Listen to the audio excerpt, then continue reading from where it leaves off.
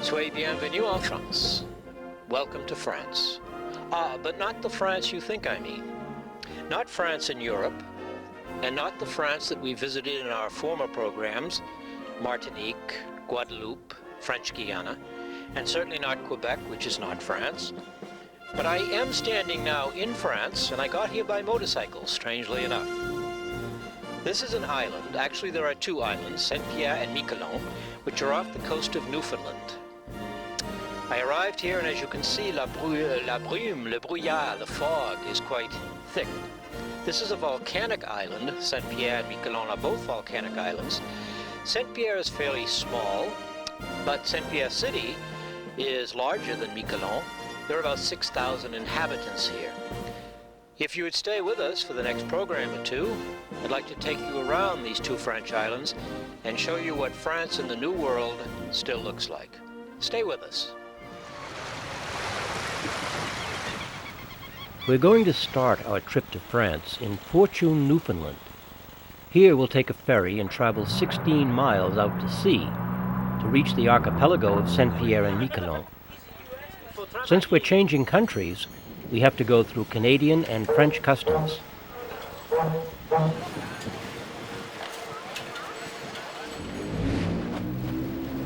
The 55-minute boat ride will take us over some rather rough water. The island of Pierre was formed by a volcano whose dormant peak overlooks the town. This is and has been for 500 years predominantly a fishing village, settled by Basque, Breton, and Norman French people.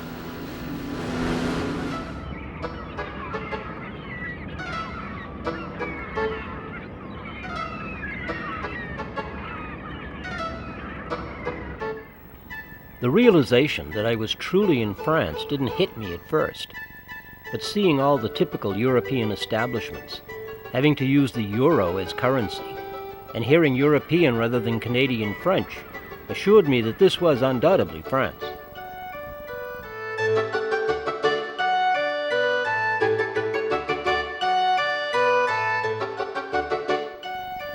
The scene of people playing pétanque or boule in the public park also brought to mind images of life in European France.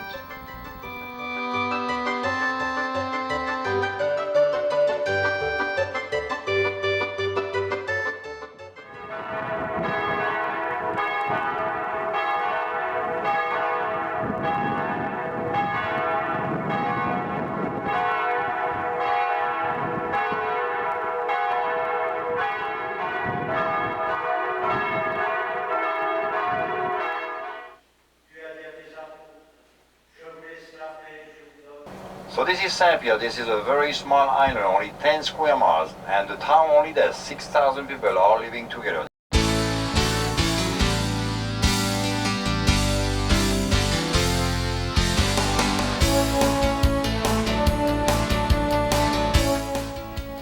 Saint-Pierre is an island with no trees, and so the wind is constantly blowing here.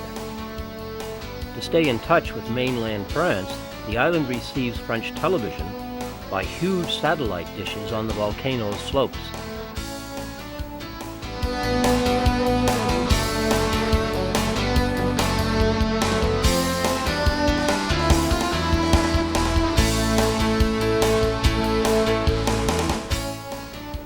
The 6,000 residents of Saint-Pierre all live in town, but many have built summer houses along the shoreline of the island and live there during the summer months.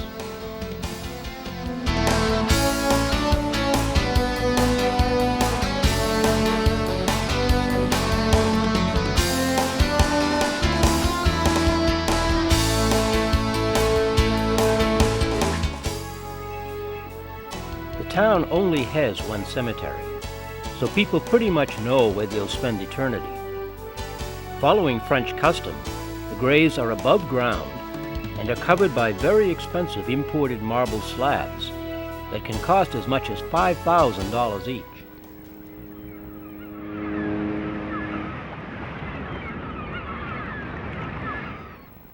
Although cod fishing on the Grand Banks was the island's main industry for centuries, the supplies have seriously diminished. But still, the majority of the people make their living in this traditional way.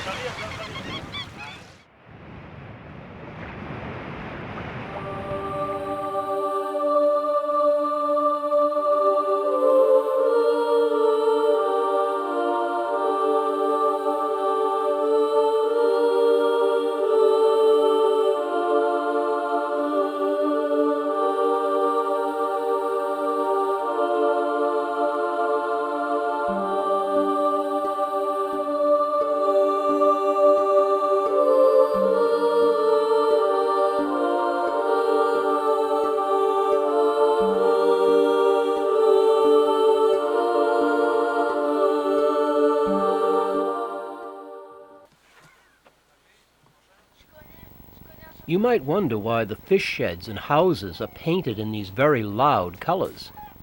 Well, there are two reasons. First, the returning fishermen can see land more easily in the fog because of these bright colors. And second, the colors give some life to the town during the long, cold winters.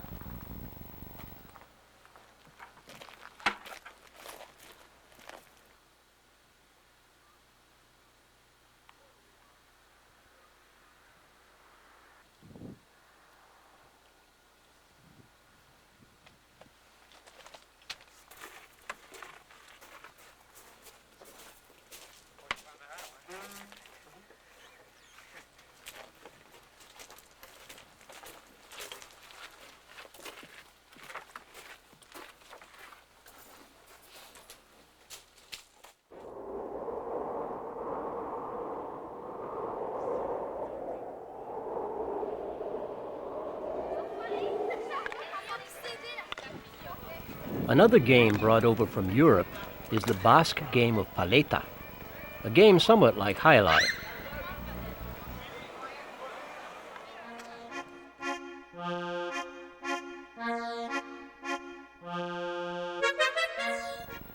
The beautiful lace curtains found in all the island's homes, and even at the high school, are all imported from Brittany and France.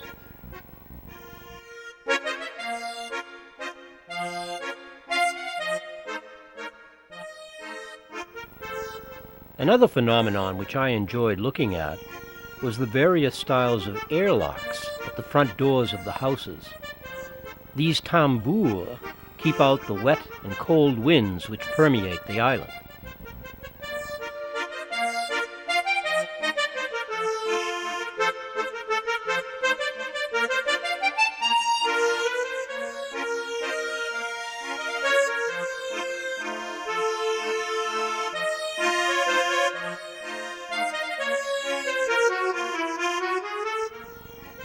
Again, check out the wild colors of the island's houses.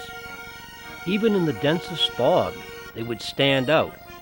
So coming home after a night at the local cafe should not be a problem.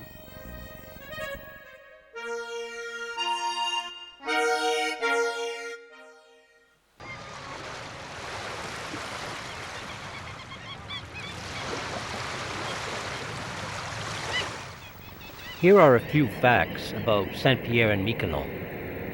The islands were settled very early by Europeans because of their proximity to the rich fishing grounds.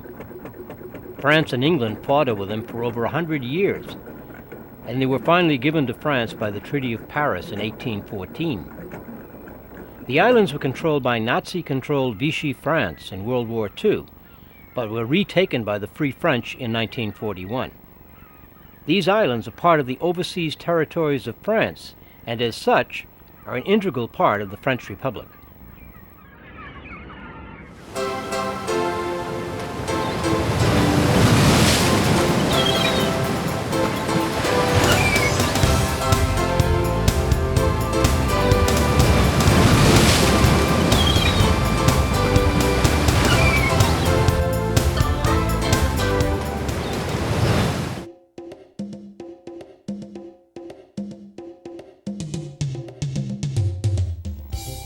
If your family lives on an island, then they had better know how to handle a boat.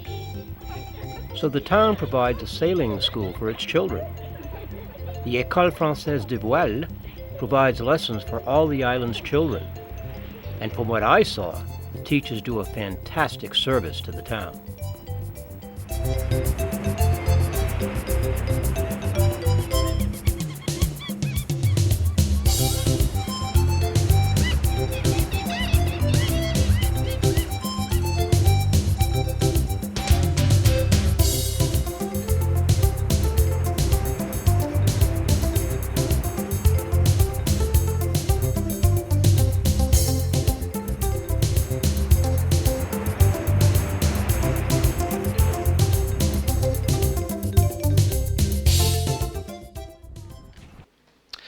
I'm now in the famous Hôtel Roubaix in downtown Saint-Pierre, and I have with us a local historian who would just love to tell us a little bit about how Saint-Pierre in the United States had a little problem there a few years ago during Prohibition. Sir, what's your name? I'm Jean-Pierre Andrea, and I don't think there was really a problem between the United States and Saint-Pierre. I mean, it depends in which sense you look at it, but when the Congressman Volstead had the 18th Amendment pass in January of 1920, the United States became dry. The bathtub gin was the order of the day, where everybody would be blind and killed and by this pretty bad alcohol. So Canada came to the rescue with beautiful rye and bourbon that they would make. People like the Bronfmans of Distillers Corporation and Hiram Walkers and Corby's and British Columbia Distillery. All good quality. All, of course, excellent quality. Not the bathtub variety. Yeah. And when it became illegal, when the Canada Export Act was amended under pressure from the American government that no direct shipments could be made, or that it could be officially allowed to be smuggled in with the customs having blindfolds on them, they had to find some offshore islands, and Saint-Pierre amongst them, like Bermuda and the Bahamas and Belize and Honduras, where it became official offshore bases where these transshipments could take place. Now Saint-Pierre became by far the largest, where huge warehouses holding hundreds of thousands of cases of whiskey could be stored. I notice on the walls around here there are many pictures from that era of warehouses and a lot of activity going on. Yes, there was a lot of activity. In fact, there was a fleet of 80 rum-running vessels, very powerfully built boats that were based here, which could carry to the American coast about, on the average, 350,000 cases of liquor per month. I understand that these rum runners were faster than the American military boats many times. Well, in most cases, the shipyards always kept one notch ahead, and they would typically leave here, and they would go to the eastern seaboard of the United States, places like Narragansett Bay, for example, where they would transfer large quantities to small shore boats that would come alongside, and initially, they were all being shipped in wooden boxes. These wooden boxes were making noise. They were generally transferring on a moonless, darkness night, and it was impossible to be detected by their noises. When it was being carried downwind, the noises would be heard by the Coast Guard, and they would get caught. Now, the people that were involved in that were mafiosis, which controlled these operations, and they didn't appreciate getting caught, of course. Of course. So they dispatched some emissaries to the islands here to find a solution. And the solution was to get rid of the wooden boxes that made the noise, and to repack all of the items into jute sacks, each with a straw cover. Making them quiet. Making them quiet. And now, what happened to the boxes? I notice there's a picture behind us here of a building here in Saint-Pierre. Well, there are more steps before that. Okay, go ahead. The boxes were repacked, and they were being thrown out of the warehouses, as you can see from the picture above. Yep. Thrown out. The inhabitants could pick them up and use them for firewood, or they would also be neatly dismantled. And there is in this corner here, we'll look at that in a minute. There is a bundle of boxes which is neatly dismantled, and it would go towards the construction of houses. All the Saint-Pierre houses of the 20s and 30s were entirely built of empty whiskey cases. Unbelievable. You can see here the side of a wall that was made out of VAT 69 Scotch whiskey. This was dismantled from a house they were tearing down. And this is the last such remaining house. It's known as the Cutty Sark Villa. It was built entirely of empty Cutty Sark Scotch whiskey boxes. And above here you can see they were using the boxes as shingles also on houses. Yes. So they were entirely used, and when the transfer was done, it went into sacks.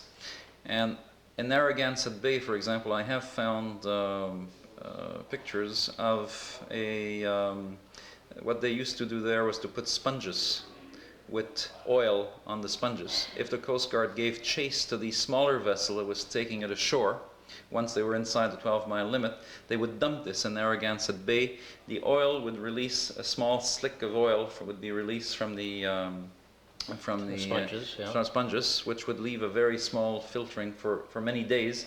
And then they had a homemade diving suit, which went down in Narragansett Bay and picked up the precious cargoes. Very clever.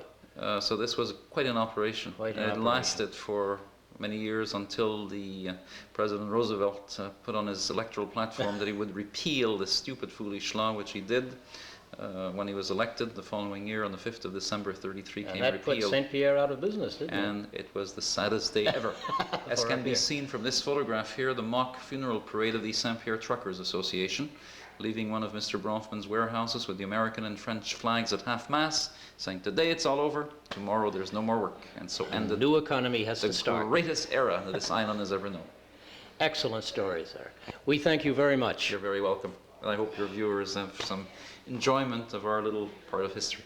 I hope so. This is the only place left made of whiskey cases, the time of the Prohibition days in the state, the time of Al Capone. That is a place is called Villa Cadillac.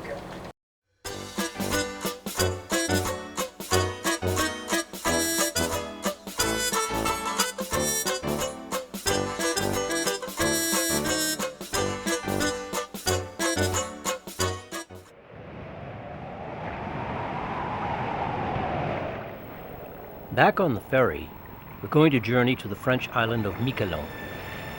Miquelon is Basque for Michael, and only has 697 residents. Like St. Pierre, fishing is very important to this island, along with a bit of smuggling into Canada.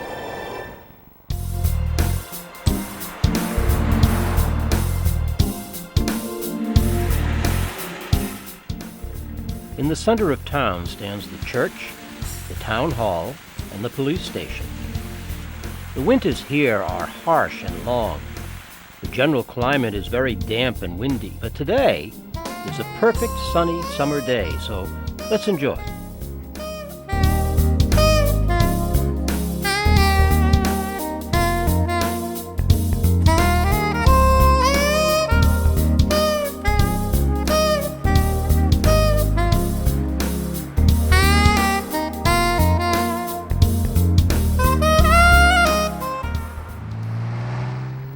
Let's leave the center of town and visit the picturesque countryside.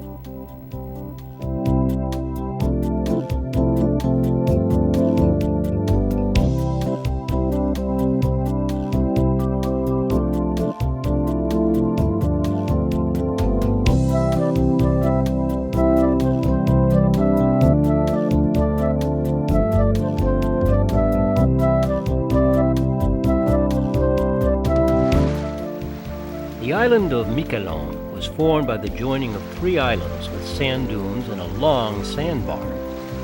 We're going to drive out along the island, cross the long sandbar causeway, and end up at the southern end of the island known as Langlade.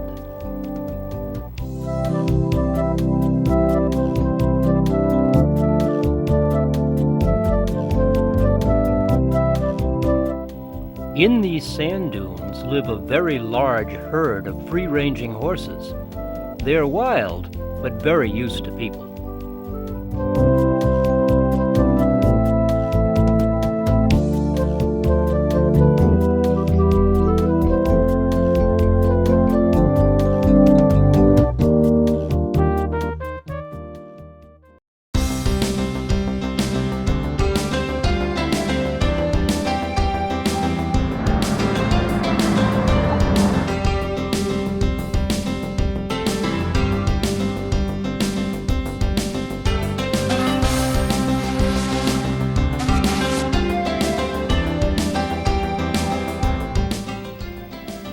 Langlade is a summer colony for the residents of St. Pierre.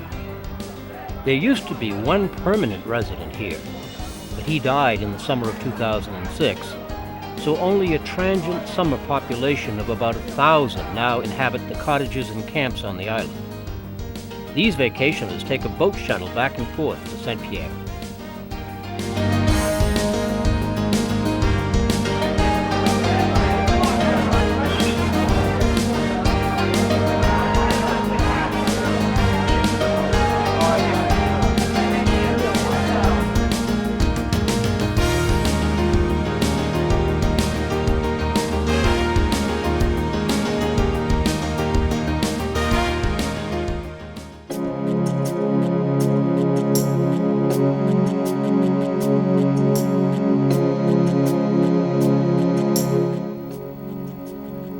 After my stay on the French islands, I returned to Newfoundland, to the city of St. John's, 1,000 miles from Montreal, 2,000 miles from London, and 3,000 miles from Vancouver.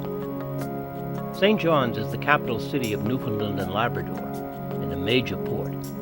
The city was first visited by the English explorer John Cabot in 1497. Signal Hill looks down on St. John's and has been the site of many fortifications since the 1600s. At the Battle of Signal Hill in 1762, the French surrendered the town to the British. On top of Signal Hill is Cabot Tower. Today, the Canadian Tattoo fires off a daily cannon at exactly noon.